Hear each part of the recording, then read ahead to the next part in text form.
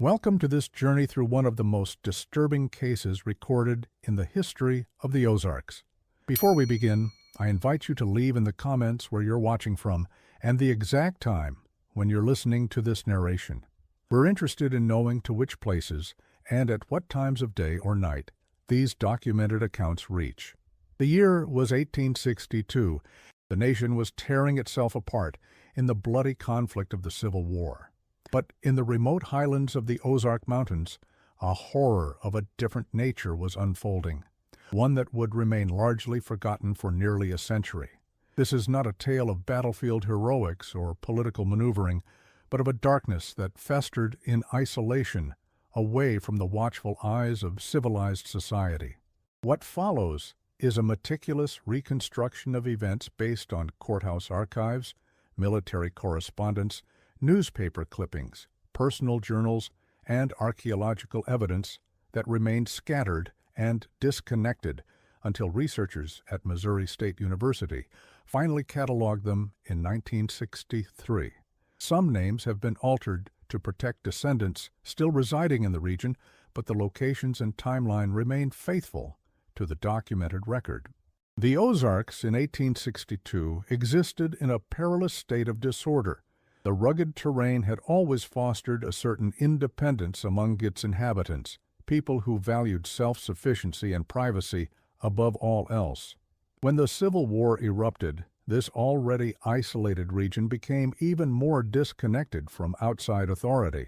Neither fully Union nor Confederate, the mountains became a patchwork of divided loyalties. Neighbors who had once shared meals now regarded each other with suspicion. Regular patrols from both armies moved through the area, requisitioning supplies and questioning loyalties. The dirt roads connecting Springfield to the small settlements scattered throughout these mountains became treacherous paths where travelers risked their lives with each journey. Taney County, situated in the heart of the Missouri Ozarks, was particularly affected by the breakdown of civil authority. The county seat of Forsyth had been burned during military operations in July 1861, leaving local government effectively suspended. The county sheriff and most deputies had joined military units, leaving law enforcement virtually non-existent. Court records from this period are fragmentary at best, consisting mainly of hastily written notes in ledgers that were often transported from location to location as officials fled advancing troops from either side. Within this vacuum of authority, the perfect conditions existed for predators to operate undetected. According to land records examined by researchers in the 1960s, Ezekiel Holloway purchased a 160-acre property along the White River in 1848.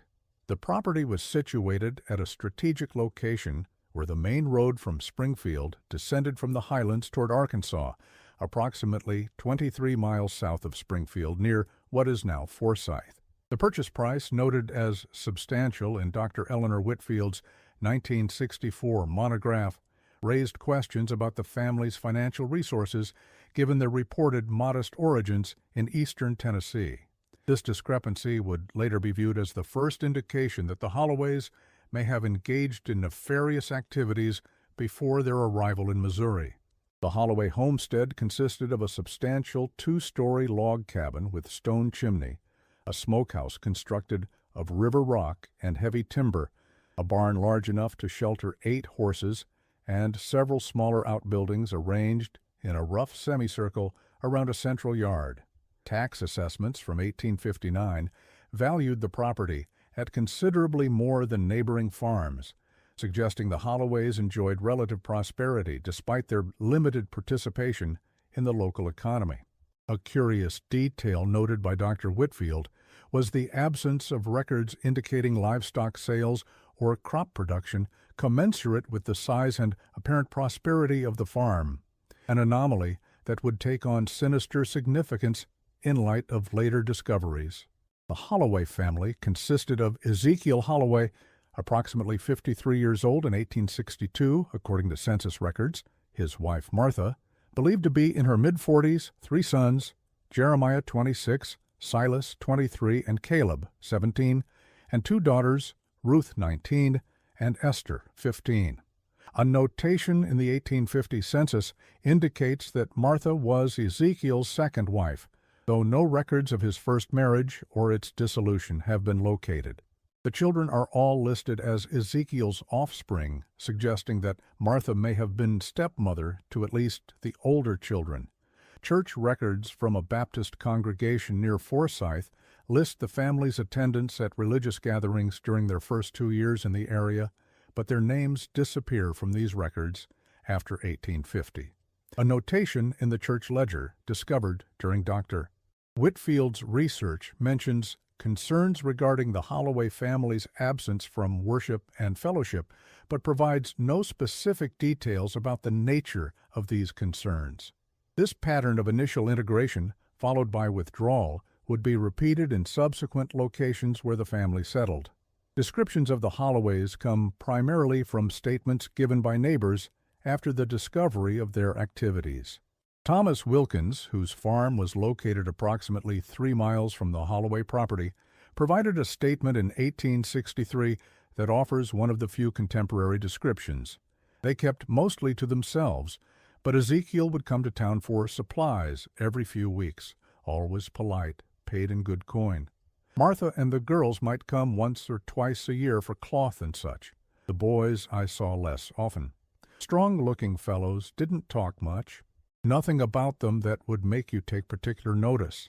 Sarah Thornton, whose husband operated a general store in Forsyth before the war, provided a slightly different perspective in a letter to her sister discovered in family papers donated to the Missouri Historical Society in 1959.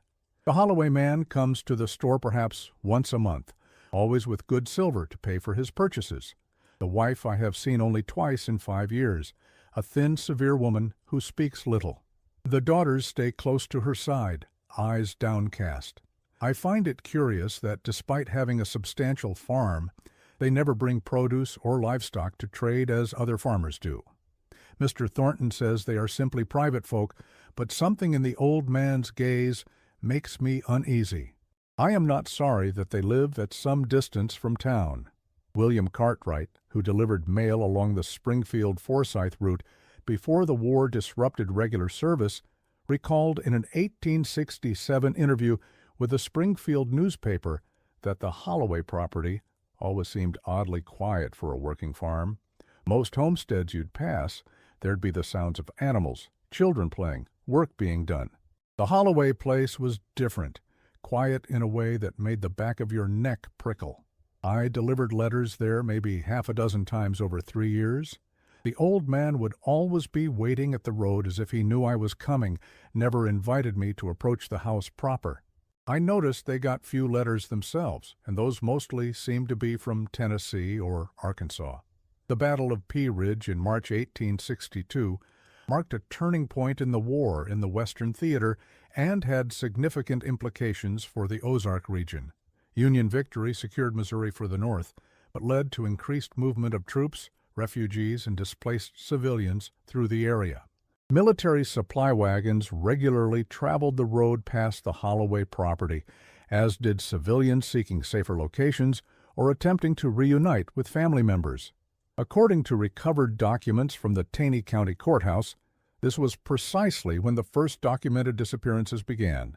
County records indicate that between April and November of 1862, no fewer than 17 travelers were reported missing along the 20-mile stretch of road where the Holloway property stood. The reports themselves are sparse, often just a name, approximate date of disappearance, and last known location. A notation in the county sheriff's logbook dated June 12, 1862, mentions another disappearance near the White River crossing, but notes that, with the present hostilities, investigation must be deferred. Military correspondence recovered from Union archives in 1965 references suspicious circumstances regarding civilian movement in the area, but with battles raging across Missouri and Arkansas, these reports received scant attention from authorities overwhelmed by the demands of war. Among those reported missing was Jonathan Myers, a 42-year-old merchant from Springfield who left the city on April 23, 1862, to assess conditions at his warehouse in Batesville, Arkansas. His business partner reported him missing after he failed to return within the expected time frame. A cavalry patrol reported having seen a man matching his description on the road near the White River crossing, but no further trace was ever found. Personal effects later identified as belonging to Myers were among those recovered from the Holloway property. Another documented disappearance involved the Ballard family, Samuel, 35, Elizabeth, 32, and their children, William, 9, and Mary, 6, who were traveling north from their farm near Batesville after it was destroyed in military operations. Neighbors in Batesville later testified that the family had planned to stay with relatives near Springfield. They were last seen passing through Forsyth in early June 1862. Items of children's clothing recovered from the Holloway farm were later identified by Elizabeth Ballard's sister as belonging to William and Mary. Perhaps the most poignant case was that of Emma Whitaker, a 19-year-old schoolteacher who had been employed in a small settlement near Harrison, Arkansas. When the school closed due to the war, she set out to return to her family in Springfield. According to a letter from her father to military authorities dated July 18, 1862, Emma had written that she had secured passage with a trader traveling north and expected to arrive by mid-July. The letter, written when she failed to appear, desperately seeks information about her whereabouts. A locket containing a miniature portrait, identified by her father as belonging to Emma, was among the personal effects recovered from the Holloway property. What makes this case particularly disturbing is not just the number of disappearances, but the systematic nature of what investigators would later discover. The Holloways did not merely kill travelers, they processed them with the same methodical precision they applied to livestock. According to a journal discovered behind a loose stone in the chimney during a renovation in 1957, they referred to their victims as provisions and selected them based on apparent health and size. Entries in this journal, which academic researchers have dated to approximately 1861, 1862 based on paper composition and ink analysis, contain disturbing notations such as male, approx. 30 years, good condition, yielded 67 pounds of usable product, and female older, less satisfactory yield, but bones made excellent stock. The journal, currently preserved in the Missouri State Archives under restricted access, contains approximately 40 entries spanning an 18-month period. Each entry follows a similar format: a brief description of the individual, date of acquisition, method of processing, and notation of yield. The clinical detachment evident in these entries shocked even experienced researchers. Dr. Theodore Montgomery of the Smithsonian Institution, who examined the journal as part of his analysis of remains recovered from the site, noted in his report that the precision and dispassion of the record-keeping suggests a complete moral disconnection from the humanity of the victims. The entries might as well describe the butchering of cattle or hogs. One particularly disturbing aspect of the journal is its indication that the Holloways developed specific techniques for different categories of victims. An entry from September 1861 notes, young male subjects provide optimal ratio of muscle to fat. Processing should commence within 4 hours of acquisition to ensure quality. Another entry from January 1862 states, winter preservation method using snowpack and salt proves superior to previous attempts. Sample from November remains in excellent condition after 60 days. The White River area of the Ozarks in 1862 was isolated even in the best of times. During the war, with regular mail service disrupted and military checkpoints restricting movement, the isolation was nearly complete. The few families remaining in the area were scattered widely across the rugged landscape, each homestead separated from its neighbors by miles of dense forest and steep terrain. This created perfect conditions for the Holloways' activities to continue undetected for months. According to a deposition given in 1863 by Jacob Cranston, one of the few travelers to encounter the family and survive, The Holloways presented themselves as helpful locals, offering shelter to those passing through troubled territory. I came upon their place near sunset, Cranston stated in his account, preserved in military intelligence reports. The old man, Ezekiel he called himself, was splitting wood in the yard and offered me supper and a place to sleep in the barn. Said the roads weren't safe to travel after dark, what with deserters and bushwhackers about. Cranston's account continues. During the meal they seemed mighty interested in which direction I was headed and who might be expecting me. When I mentioned I was just passing through with no particular destination, something in the old man's eyes changed. I felt a chill, despite the fire blazing in the hearth. The younger daughter served the meal, some kind of stew, but ate nothing herself, which I found curious. The mother and older daughter remained in the kitchen area, watching but saying little. The sons spoke among themselves in low tones I couldn't make out.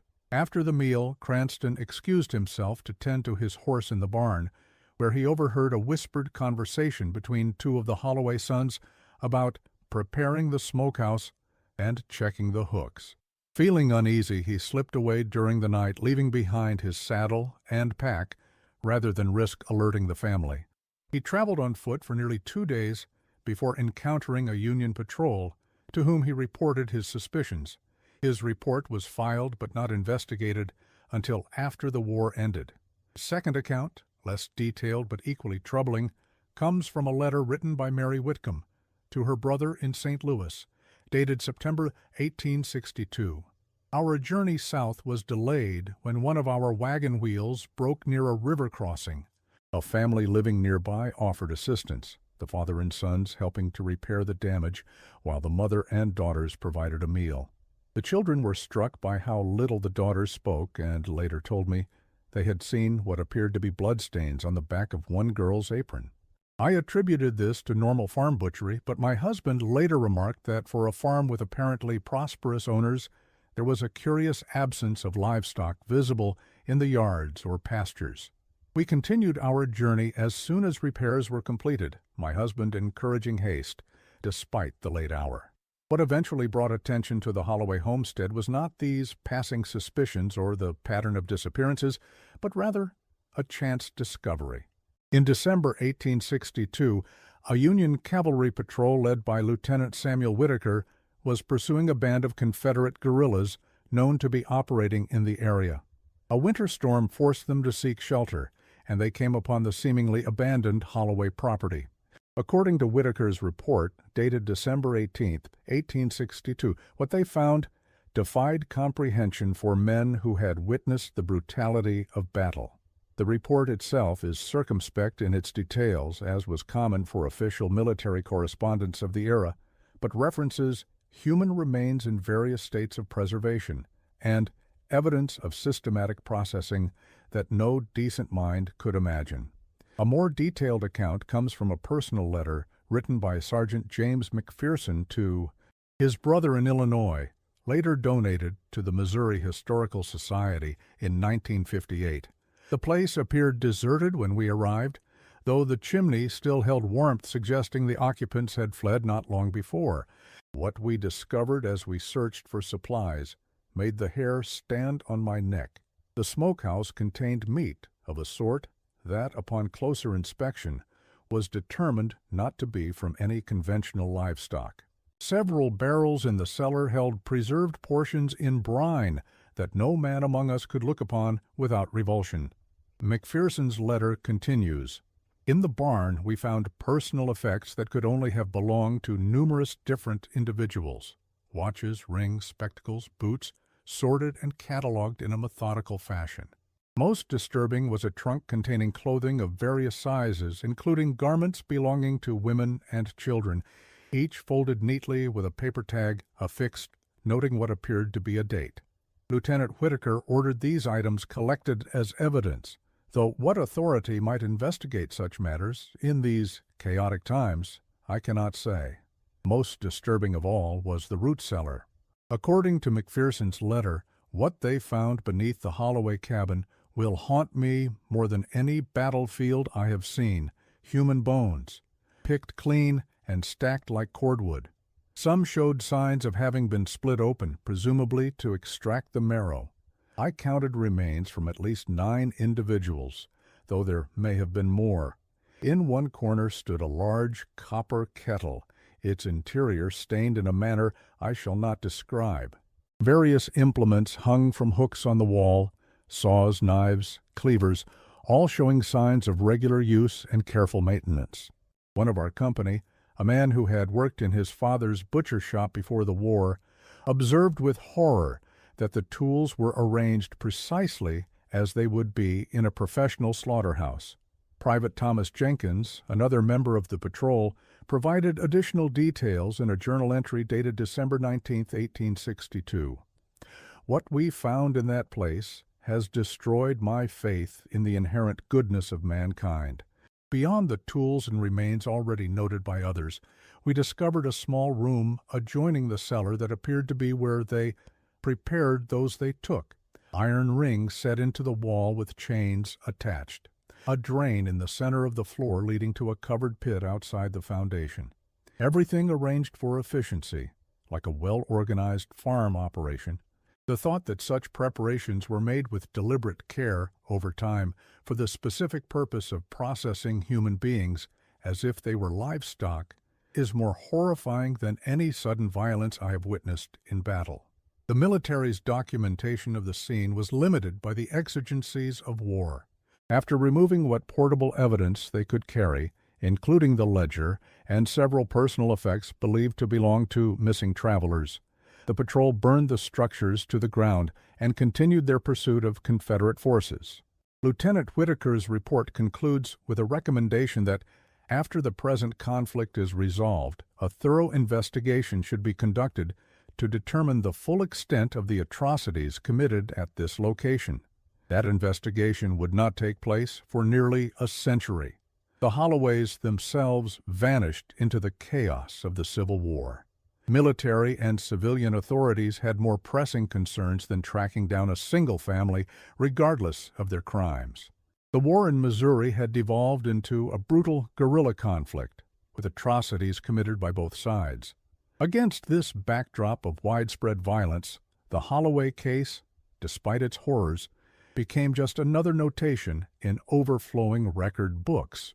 Occasional reports surfaced over the following years, a family matching their description seen in southern Arkansas in 1864, rumors of similar disappearances near Shreveport, Louisiana in 1866, but nothing substantial enough to act upon.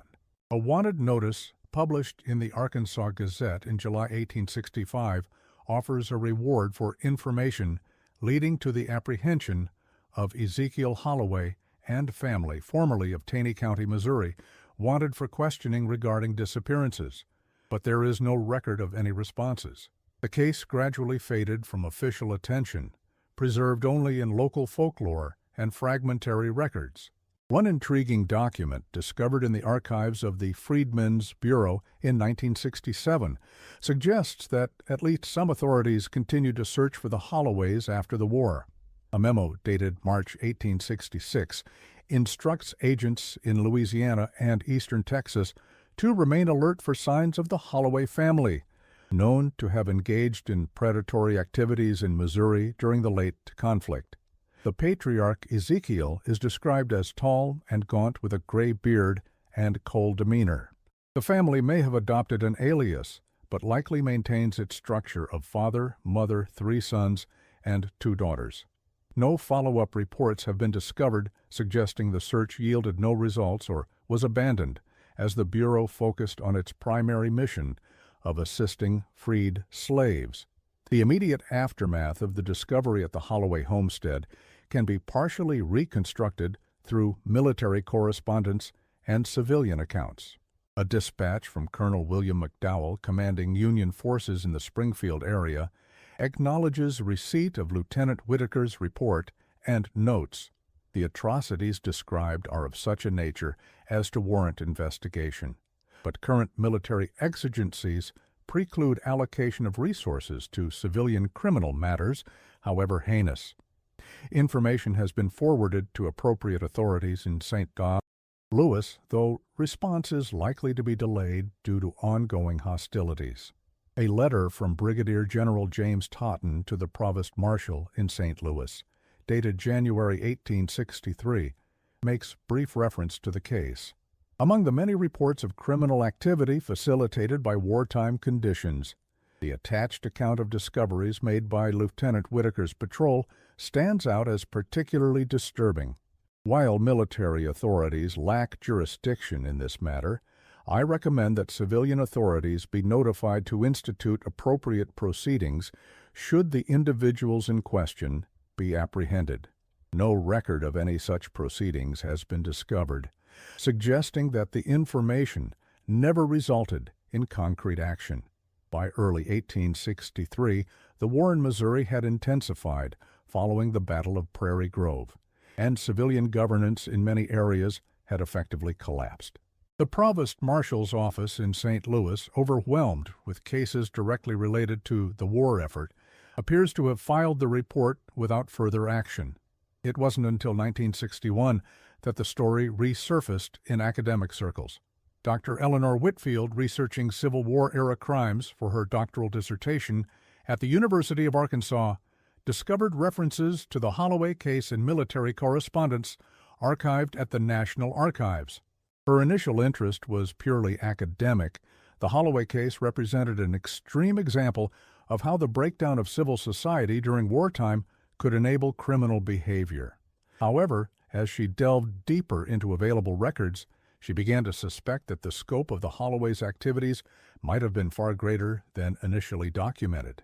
In an interview published in the Arkansas Historical Quarterly in 1962, Dr. Whitfield described her growing fascination with the case. What began as a footnote in my broader research into crime during the Civil War period gradually emerged as something far more significant.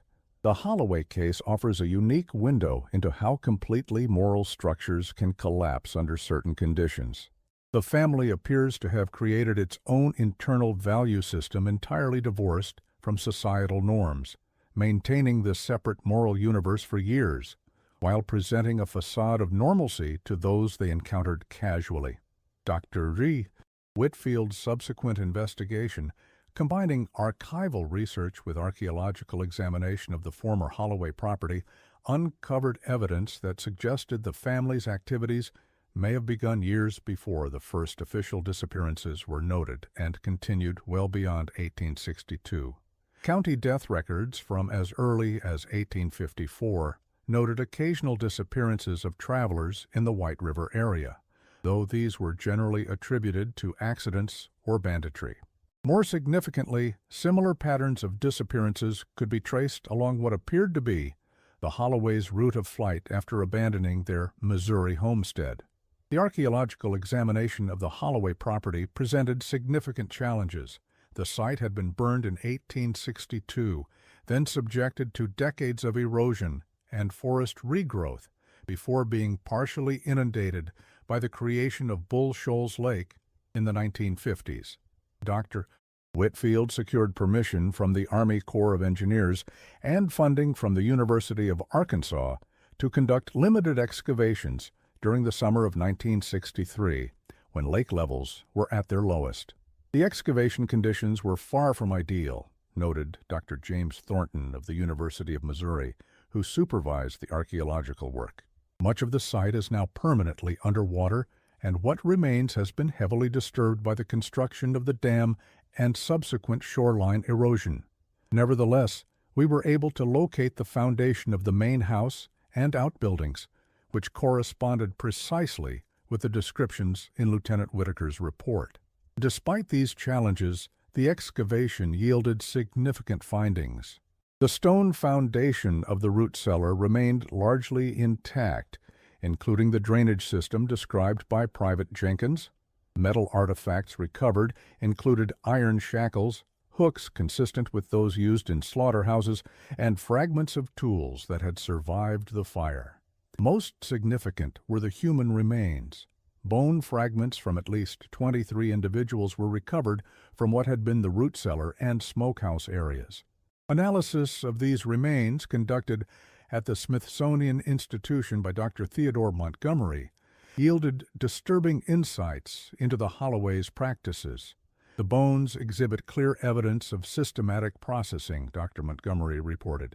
Cut marks are consistent with butchery techniques used for livestock, made with sharp, well-maintained tools, wielded by individuals with considerable experience. Many fragments show signs of having been exposed to smoke and heat, while others exhibit the characteristic staining associated with brine preservation. Dr. Montgomery's analysis also revealed that the victims represented a cross-section of the traveling population of the time. Based on skeletal indicators, the remains include adult males and females ranging in age from approximately 16 to 60 years, as well as at least 2 adolescents between 10 and 15 years of age. No infant or young child remains were identified, though this absence may reflect disposal practices rather than victim selection. Perhaps most chilling were the personal artifacts recovered alongside the remains. Buttons, hairpins, dentures, and other small items had been carefully collected and organized in small wooden boxes, suggesting a ritualistic aspect to the killings that went beyond mere pragmatism. A partial journal, its pages nearly illegible from decades of exposure to the elements, contained what appeared to be recipes and preparation instructions that no researcher has been willing to quote directly. Dr. Whitfield noted in her monograph only that the contents indicate a disturbing level of experimentation and refinement of techniques over time. The picture that emerged from Dr. Whitfield's research was of a family that had developed a system for targeting, capturing, and processing travelers with terrifying efficiency. According to her analysis, the Holloways specifically targeted individuals who appeared to be traveling alone or in pairs, and who were unlikely to be missed immediately. They offered hospitality, a critical resource in the isolated Ozarks, and used the opportunity to assess potential victims. The isolation of the region and the disruption caused by the Civil War provided perfect cover for their activities, but evidence suggested they had been operating on a smaller scale for years before the conflict began. The war simply provided them with more opportunities and less risk of discovery. Further research by Dr. Whitfield uncovered troubling indications that the Holloways' activities in Missouri may have been a continuation of practices begun elsewhere. Records from eastern Tennessee, where the family reportedly originated, revealed a similar pattern of disappearances in Hancock County between 1843 and 1847.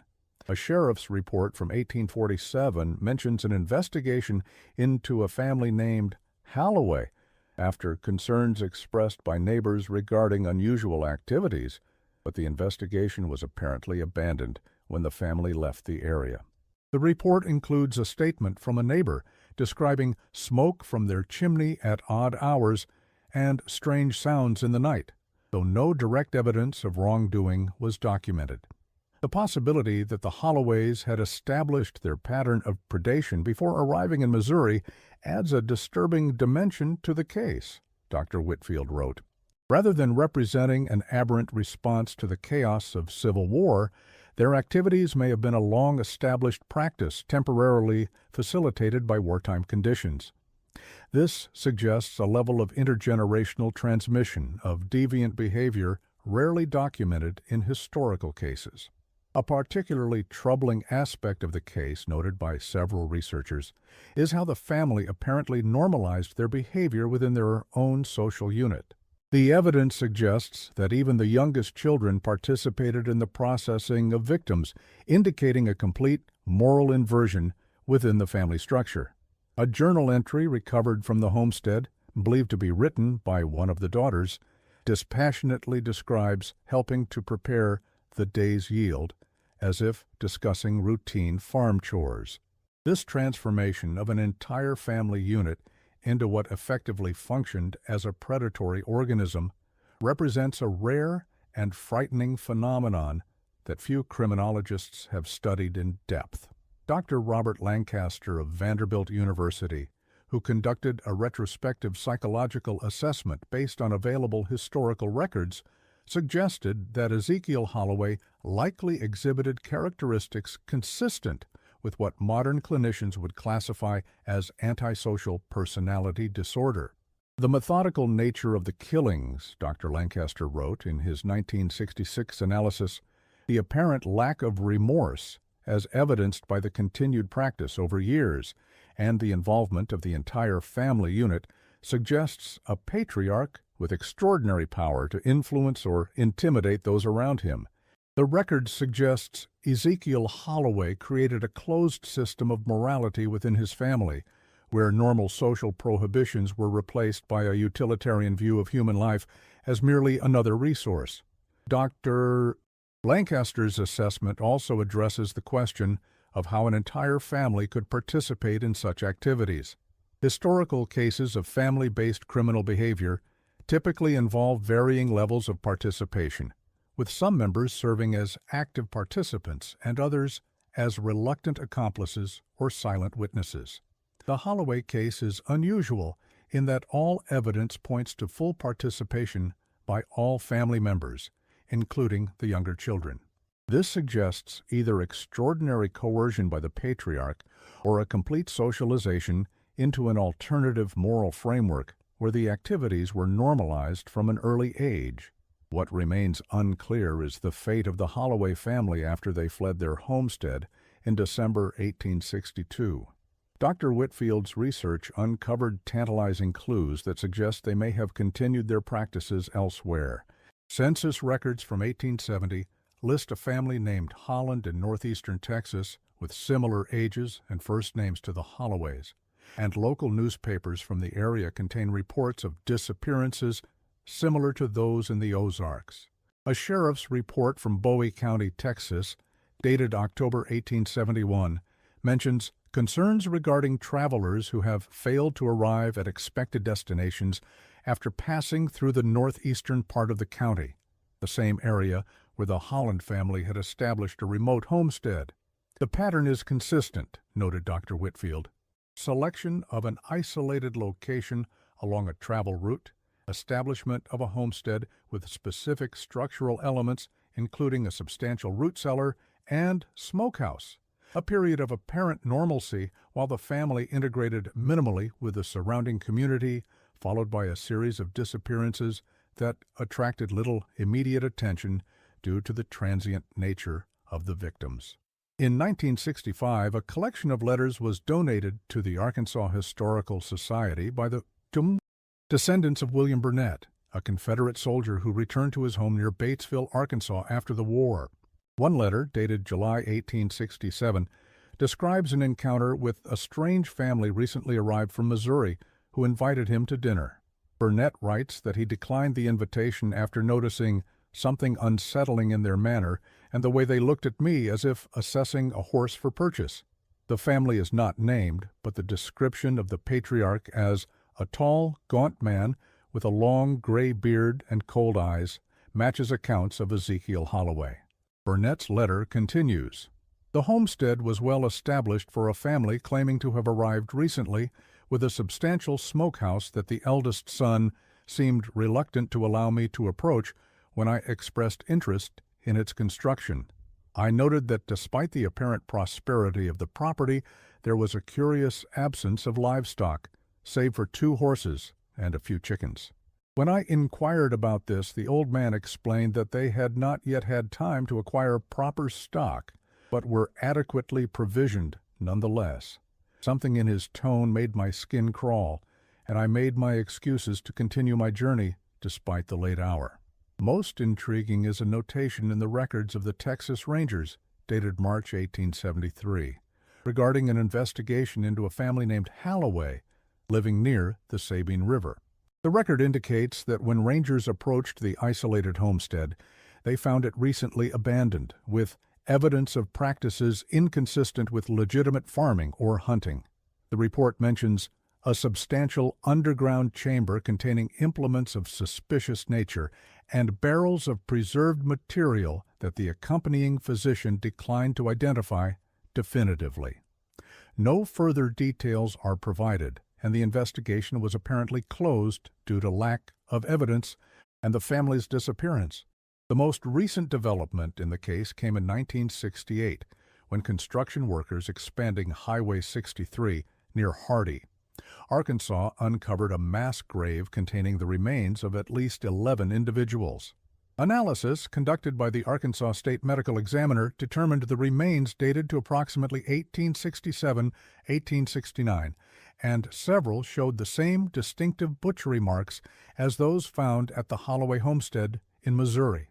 Local land records indicated that a family named Holloway had briefly owned property in the vicinity during that period before disappearing once again.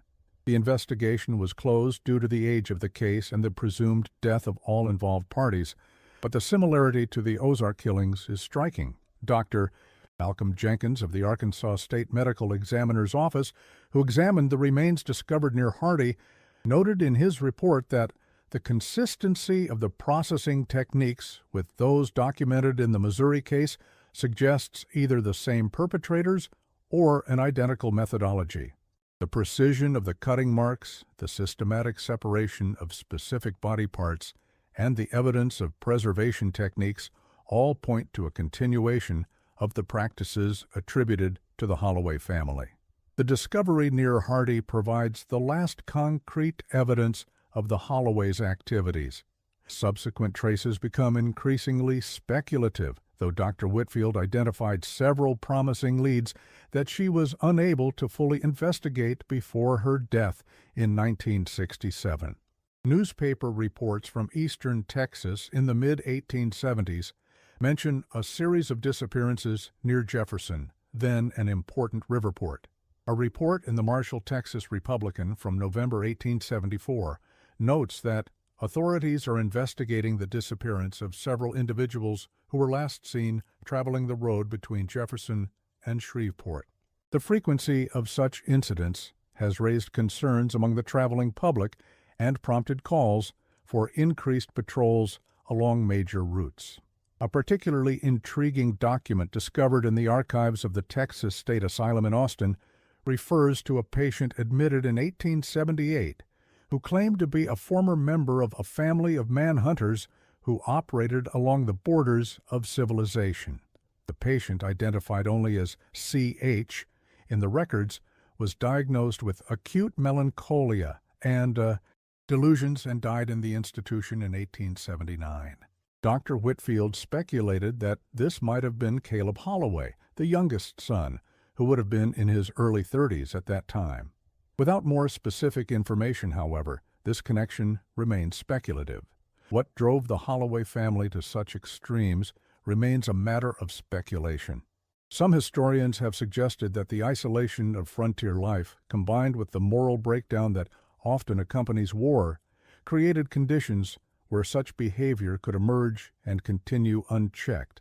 Others point to reports from neighbors that the family had always been strange and kept to themselves, suggesting a predisposition to antisocial behavior that manifested in horrific ways when opportunity presented itself.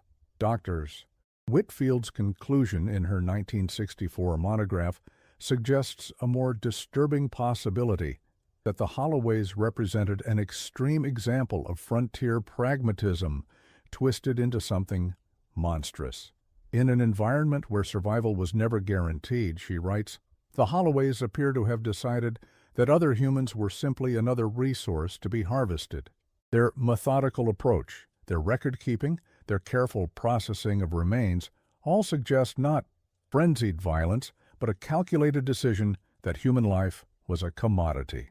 The Civil War, with its widespread dehumanization of the enemy and general breakdown of social norms, may have simply provided additional justification for practices they had already begun. The impact of the Holloway case on the surrounding communities was significant, though largely undocumented, in contemporary records. Dr. Whitfield's research uncovered several indirect references to changes in local behavior following the discovery of the family's activities. A letter from a Forsyth resident to relatives in St. Louis, dated spring 1863, mentions that, since the terrible discoveries at the Holloway place, travelers are viewed with more suspicion, and likewise, households that offer shelter to strangers are regarded with newfound wariness. The bonds of trust that once allowed survival in these isolated hills have been damaged in ways that may never fully heal. This erosion of trust in a region where mutual assistance had been essential for survival represents one of the more profound impacts of the Holloway case. The isolated nature of Ozark communities had fostered a tradition of hospitality toward travelers, a tradition that the Holloways exploited for their own purposes. The revelation of their activities introduced an element of suspicion into these interactions that, according to some accounts, persisted for generations. Today, the site of the Holloway Homestead lies beneath the waters of Bull Shoals Lake, inundated when the dam was constructed in the 1950s. The flooding occurred before the full archaeological significance of the site was recognized, resulting in the permanent loss of potential evidence. Perhaps it's fitting that this place of horror has been erased from the landscape, though the story itself refuses to remain submerged. The fragmentary records, the archaeological evidence, and the chilling details preserved in military correspondence continue to paint a picture of methodical evil that challenges our understanding of human nature. Local folklore in the Ozarks has incorporated elements of the Holloway story, though often with supernatural embellishments that the historical record does not support. Tales of hauntings near the original Homestead site persist, with fishermen on Bull Shoals Lake occasionally reporting strange sounds or unexplained lights near where the property once stood. Historians attribute these stories to the natural human tendency to process extreme horror through supernatural frameworks, rather than accepting the more disturbing possibility that the Holloways' actions represented a rational choice made by humans not fundamentally different from ourselves. Dr. James Thornton, who participated in the archaeological excavation of the Holloway site, commented on this phenomenon in a 1967 article. Folklore surrounding the Holloway case frequently introduces supernatural elements, spirits of victims seeking vengeance, inhuman abilities attributed to family members, curses associated with the land itself. These narratives serve a psychological function, allowing communities to distance themselves from the uncomfortable reality that the perpetrators were, in fact, ordinary humans who made extraordinary moral compromises. The supernatural framework places the events outside the realm of normal human experience, when in fact the historical record suggests a methodical, rational approach to predation that is perhaps more disturbing than any ghost story. What became of the Holloways themselves? The trail grows cold after the Hardy, Arkansas discoveries in the late 1860s. Some researchers speculate that they may have continued their nomadic existence, moving whenever suspicions arose, possibly changing their name with each relocation. Others suggest that they eventually met with violence themselves, perhaps at the hands of the intended victim who realized their true nature. A newspaper article from Shreveport, Louisiana, dated 1876, briefly mentions the murder of an elderly man with a long gray beard, whose body was found with his throat cut in a boarding house. The article notes that no one claimed knowledge of the deceased who had arrived in town only days before, but there is insufficient evidence to connect this incident definitively to Ezekiel Holloway. Dr. Whitfield, in her final paper on the subject published shortly before her death in 1967, proposed that the family may have eventually dispersed, with the younger members integrating into other communities and suppressing their past. Census records from 1880 show individuals with matching first names and approximate ages scattered across Texas, Arkansas, and Louisiana, though without DNA evidence, no definitive connections can be established. Perhaps the most disturbing possibility, Dr. Whitfield wrote, is that descendants of the Holloways live among us still, carrying genetic heritage, if not the behavioral patterns, of one of America's most methodical, predatory families. A final disturbing coda to the Holloway story emerged in 1968, when an elderly woman in a nursing home in Texarkana claimed to be Esther Holloway, the youngest daughter. According to staff reports, the woman, who had been admitted under the name Elizabeth Harrison, began making statements during episodes of dementia that referenced helping father in the smokehouse and processing the travelers. When lucid, she denied these statements and refused to discuss her early life. Attempts to verify her identity proved inconclusive, and she died in early 1969 before researchers could conduct a thorough interview. Whether this woman was actually Esther Holloway or simply an individual suffering from confabulation influenced by local legends remains unknown.